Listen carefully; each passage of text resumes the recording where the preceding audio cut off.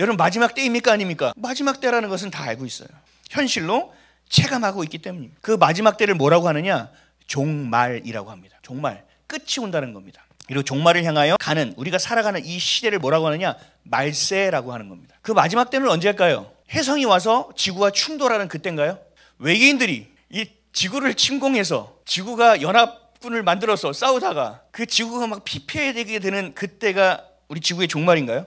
아니면 기후가 너무 망가져가 지구에서는 더 이상 살 수가 없어. 화성에 가서 살아야 돼. 그래서 잘 사는 사람들은 화성에 가고 못 사는 사람들은 지구에 남아있는 이것을 마지막 때라고 이야기하나요? 아니죠. 이건 하나님을 모르는 사람들이 지어낸 이야기고, 그 마지막 때에 예수를 기다리는 것을 방해하기 위해서 세상이 만들어낸 이야기에 불과합니다. 실제적인 마지막 때는 무엇을 의미하죠?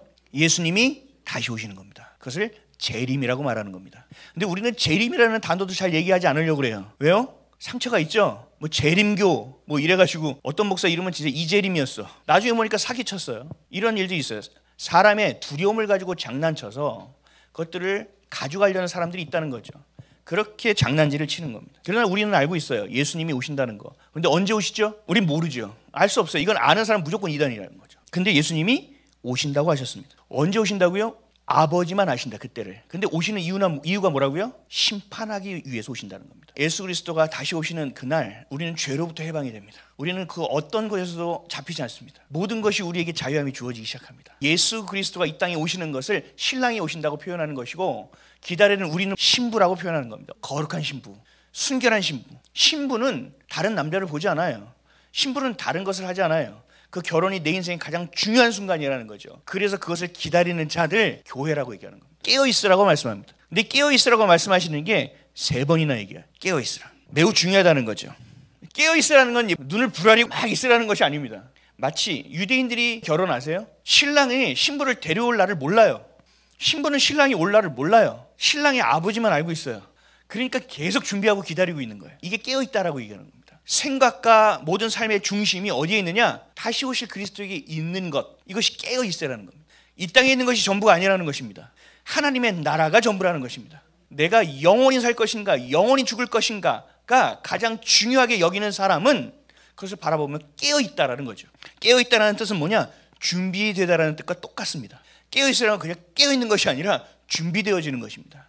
신랑이 올 때 신부가 갈 준비를 하고 있어야 됩니다. 그럼 뭘 준비해야 될까요? 예복을 준비해야 되겠죠. 우리에게 예복은 세마포 옷입니다. 회개하고 있어야 됩니다. 주님이 전부가 되는 인생을 살아가고 있어야만 됩니다. 그분이 내 삶에 가장 중요한 분이 되어주셔야 됩니다.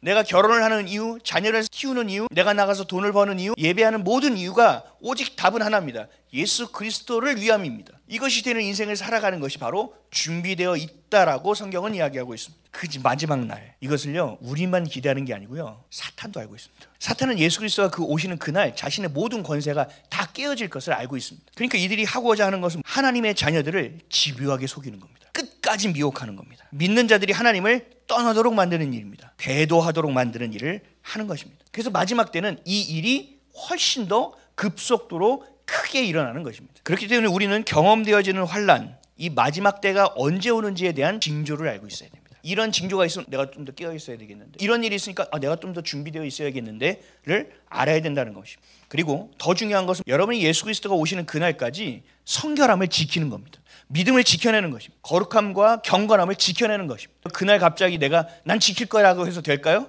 아니요. 그렇게 안 됩니다. 그 전부터 계속적으로 내 신앙이 예수 그리스도가 전부가 되는 빌드업의 과정이 반드시 있어야 됩니다. 성경에 나오는 모든 인물들이 그런 과정이 다 있었습니다. 아브라함이 갑자기 이삭을 바칠 수 있는 것이 아닙니다. 그 전에 얼마나 우리가 봤을 때도 이게 무슨 믿음의 조상이야 할 정도로 심각한 상황들이 있었다니까요. 우리도 그래요. 지금 주님께서 이러한 여러 가지 일들 가운데서 우리를 깨워주신다는 것은 주님이 우리를 살리고자 하신다는 뜻이 아니겠습니까? 그렇다면 대한민국을 살려주십시오. 물론 그것도 있어야 되죠. 그러나 더 중요한 건 여러분 한 명 한 명이 대한민국이라는 거예요. 이 대한민국의 주권은 어디서 나온다고요?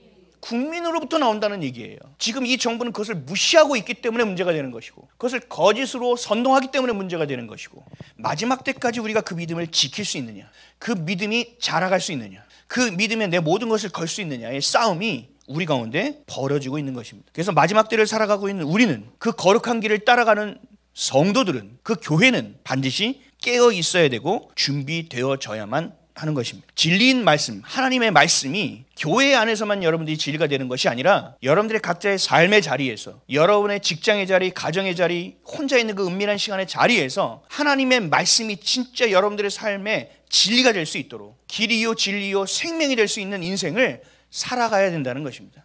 이것이 바로 깨어있는 것이고 준비되어지는 것입니다. 오늘 준비되지 않으면 여러분 내일 준비될 수 없습니다. 오늘 안 되면 내일도 안 되는 거예요. 그래서 우리가 해야 될 것은 오늘 될 수 있게 하는 것입니다.